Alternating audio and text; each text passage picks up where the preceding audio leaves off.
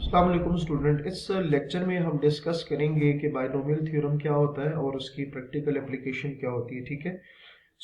सबसे पहले हम एप्लीकेशन देखेंगे कि बायनोमियल थ्योरम की एप्लीकेशन क्या होती है हमारी डेली लाइफ में। ठीक हो गया।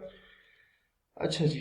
प्रोबेबिलिटी एंड स्टैटिस्टिक में सबसे जो पहला यूज है वो आपके पास बायनोमियल थ्योरम का कहाँ पे होता है। प्रोबेबिलिटी एंड स्टैटिस्टिक्स में बायनोमियल थ्योरम को यूज किया जाता है। ठीक है। और आपको स्टैट्स का भी पता होगा कि वो आपके पास क्या होता है। और उसके अलावा प्रोबेबिलिटी हम पिछले लेक्चर्स में ऑलरेडी डिस्कस कर चुके हैं कि वो प्रोबेबिलिटी किस तरह से फाइंड की जाती है। ठीक है। अच्छा, प्रोबेबिलिटी और स्टैटिस्टिक्स में किस तरह से यूज किया जाता है। जब आपके पास प्रोबेबिलिटी बेसिकली चांस होते हैं तो ऐसी सिचुएशन जिसमें आपके पास दो पॉसिबल आउटकम्स हो, उस केस में आपके पास क्या होता है, जो बायनोमियल थ्योरम है उसको यूज किया जाता है।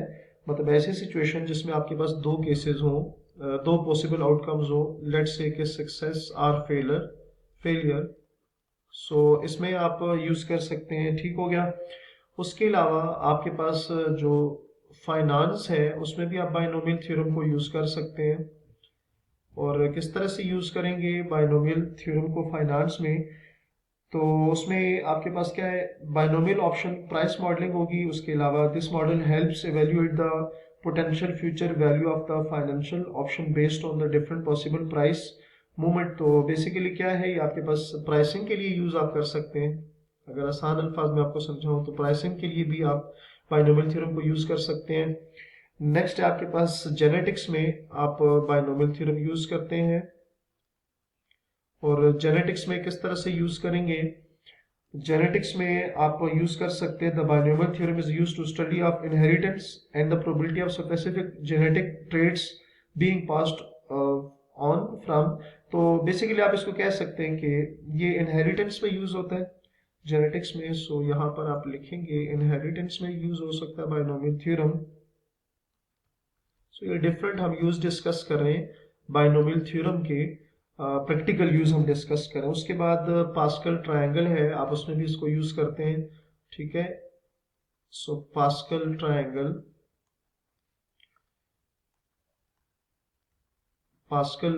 ये बेसिकली मैथ्स का ही एक टॉपिक है, उसमें हम इसको यूज करते हैं। और देन आप इसको यूज कर सकते हैं इंजीनियरिंग एंड फिजिक्स में। सो लास्ट अगर आपके पास यूज है तो वो क्या है, इंजीनियरिंग एंड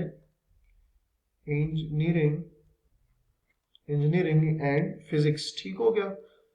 अच्छा जी, इंजीनियरिंग और फिजिक्स में किस किस तरह से यूज किया जाता है, तो उसमें आप वेव फंक्शन होगी, उसके अलावा वेव फंक्शन में भी आप इसको यूज कर सकते हैं। ये वेव फंक्शन में भी इसको यूज किया जा सकता है। ठीक हो गया। ये हमारे पास स्टूडेंट क्या आ गई है, ये हमारे पास आ गया है कि बायनोमियल जो थ्योरम है ये उसका प्रैक्टिकली हम उसको कहाँ कहाँ पे यूज कर सकते हैं। ठीक हो गया। अच्छा जी, अब नेक्स्ट हम डिस्कस ये करते हैं कि हमारे पास बायनोमियल होता क्या है। ठीक है। बायनोमियल पे आ जाते हैं। लेट्स से स्टूडेंट हमारे पास लिखा हुआ है कि a प्लस एक्स, ये आपके पास लिखा हुआ है। उसके अलावा x माइनस 2y,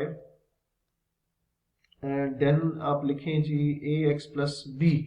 सो ये जो टर्म्स हैं, ऐसी अलजेब्रिक एक्सप्रेशन जिसमें दो टर्म्स हो। ठीक है। ये एक अलजेब्रिक एक्सप्रेशन है जिसमें दो टर्म्स है a और x। और ये भी अलजेब्रिक एक्सप्रेशन है जिसमें दो टर्म्स है x एंड 2y। और ये भी आपके पास क्या आ रहा है, अलजेब्रिक एक्सप्रेशन है जिसमें दो टर्म्स है ax एंड b। ठीक है। तो आप सिंपल ऐसे इसको रखें कि ऐसी अलजेब्रिक एक्सप्रेशन जिसमें सिर्फ दो टर्म्स हो उसको क्या कहते हैं, बाइनोमियल और बाइनोमियल एक्सप्रेशन कहते हैं। तो ये जो हमारे पास तीन एग्जांपल्स हैं, मैं कह सकता हूँ कि ये हमारे पास क्या है, ये बाइनोमियल। बाई का मतलब वैसे मैथ्स में टू को कहते हैं। ठीक है। तो उससे भी आप नाम लिख सकते हैं कि binomial or binomial expression, binomial or binomial expression. ठीक हो गया। ऐसी अलजेब्रिक एक्सप्रेशन जिसमें दो टर्म्स हो उसको क्या कहेंगे, बाइनोमियल और बाइनोमियल एक्सप्रेशन। ठीक हो गया। अच्छा जी, अब नेक्स्ट हम एग्जांपल की तरफ जाते हैं। एग्जांपल किस तरह से है कि लेट्स से हमें पता है कि a plus x raise to the power 2, ठीक है। और इसको अगर सिंप्लीफाई आप करें तो आप लिख सकते हैं a plus x and a plus x. इसको मजीद सिंप्लीफाई करें स्टूडेंट तो ये आपके पास क्या आ जाएगा, a square plus 2ax plus x square. So आपके पास क्या आ जाएगा जी, a plus x raise to the power 2 is equals to a square plus 2ax plus x square. ये जो आपके पास राइट साइड है ना, ये वाली, ठीक है, ये जो राइट साइड आपको नजर आ रही है, इस राइट साइड को क्या कहेंगे, इसको कहेंगे द राइट साइड। इसको अगर मैं क्वेश्चन नंबर 1 का नाम दूं तो आप लिखोगे कि right side of equation number 1, right side of equation number 1 are called,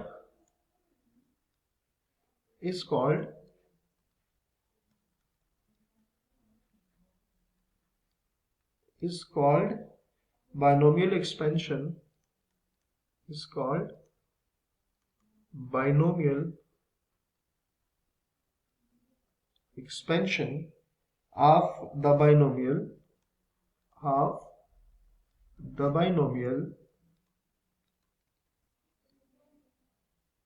for the index 2, ठीक है।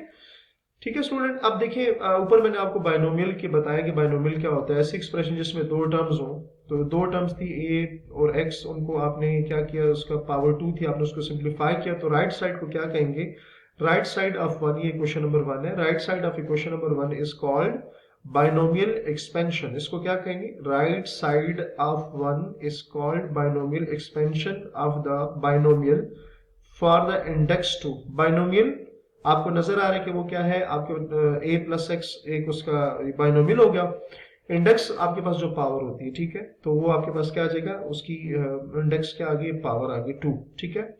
उसी तरह अगर आप यहाँ पर 3 होता तो डेफिनेटली आपके पास एक और चीज आ जाती। या चले मैं आपको बता भी देता हूँ कि लेट से एक और एग्जांपल हम लिख लेते हैं। एग्जांपल मैं लिख देता हूँ a plus x raise to the power cube, और इसका अगर आप उसी तरह आप मल्टीप्लाई करें ना 3 टाइम, तो ये इक्वल आता है a cube plus 3a square x plus, sorry यहाँ पर